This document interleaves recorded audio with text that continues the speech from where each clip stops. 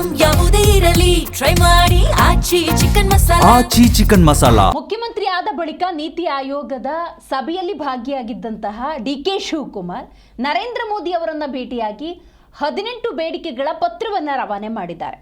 ಹೌದು, ಅಂದಾಜು 6 ಪುಟಗಳಿದೆ ಈ ಪತ್ರ. ಹಲವಾರು ಪ್ರಮುಖ ಯೋಜನೆಗಳಿಗೆ ಅನುಮೋದನೆ ನೀಡುವಂತೆ ಈ ಪತ್ರದಲ್ಲಿ ಉಲ್ಲೇಖ ಮಾಡಲಾಗಿದೆ. ಹೌದು, ಬಹಳ ಮುಖ್ಯವಾಗಿ ಕರ್ನಾಟಕದ ಯೋಜನೆಗಳು ಸಾಕಾರಗೊಳ್ಳಬೇಕು.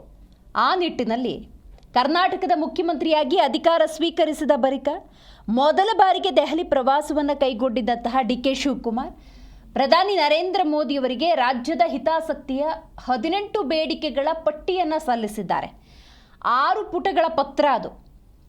ಈ ನಿಟ್ಟಿನಲ್ಲಿ ಕೇಂದ್ರ ಸರ್ಕಾರದಿಂದ ಧನಾತ್ಮಕವಾದಂತಹ ಪ್ರತಿಕ್ರಿಯೆ ಬರುತ್ತಾ ಅನ್ನೋದು ಸದ್ಯದ ಕುತೂಹಲ.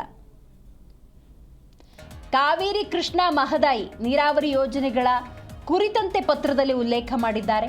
ಮೇಕೆದಾಟು ಕುರಿತಂತೆ, ಕೃಷ್ಣಾ ಮೇಲ್ದಂಡೆ ಕುರಿತಂತೆ, ಭದ್ರಾ ಮೇಲ್ದಂಡೆ, ಮಹದಾಯಿ, ಇತರ ಯೋಜನೆಗಳು 11,122 ಕೋಟಿಯ ಯೋಜನೆಗಳ ಕುರಿತಂತೆ, ಬೆಂಗಳೂರಿನ ಮೆಟ್ರೋ, ಹಾಗೆಯೇ ಹೆದ್ದಾರಿಗಳ ಮೆಗಾ ಪ್ಲಾನ್, ಹೀಗೆ ಹಲವು ಯೋಜನೆಗಳ ಕುರಿತಂತೆ ಆ ಪತ್ರದಲ್ಲಿ ಉಲ್ಲೇಖ ಮಾಡಲಾಗಿದೆ.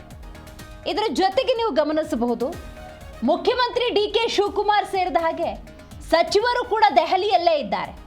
3 ದಿನಗಳಿಂದ ದೆಹಲಿಯಲ್ಲಿ ಮುಖ್ಯಮಂತ್ರಿ ಡಿಕೆ ಶಿವಕುಮಾರ್ ಇರುವುದು. ನೀತಿ ಆಯೋಗದ ಸಭೆ ಇರಬಹುದು, ಪ್ರಧಾನಿ ನರೇಂದ್ರ ಮೋದಿ ಅವರ ಭೇಟಿ ಇರಬಹುದು, ಜೊತೆಗೆ ಜಲಸಂಪನ್ಮೂಲ ಸಚಿವರ ಭೇಟಿ. ಇವತ್ತು ಜಲಸಂಪನ್ಮೂಲ ಸಚಿವರನ್ನ ಭೇಟಿಯಾಗಿ ಮಾತುಕತೆಯನ್ನ ಕರ್ನಾಟಕ ಮುಖ್ಯಮಂತ್ರಿ ಡಿಕೆ ಶಿವಕುಮಾರ್ ನಡೆಸ್ತಾರೆ. ಬಾಕಿ ಇರುವಂಥ ಯೋಜನೆಗಳಿರ್ಬೋದು, ಅನುದಾನ ನೀಡುವಂತೆ ಈ ಸಂದರ್ಭದಲ್ಲಿ ಸಚಿವರನ್ನ ಮನವಿ ಮಾಡ್ತಾರೆ.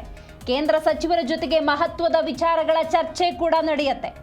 ಬಾಕಿ ಯೋಜನೆಗಳು, ಅನುದಾನ, ಹಾಗೆಯೇ ಪರಿಸರ ಇಲಾಖೆಯ ಕ್ಲಿಯರೆನ್ಸ್ ಸೇರಿದಂತೆ ಮಹತ್ವದ ವಿಚಾರಗಳ ಚರ್ಚೆಯನ್ನ ಸಚಿವರ ಜೊತೆ ಕರ್ನಾಟಕ ಮುಖ್ಯಮಂತ್ರಿ ಡಿಕೆ ಶಿವಕುಮಾರ್ ಮಾಡಲಿದ್ದಾರೆ.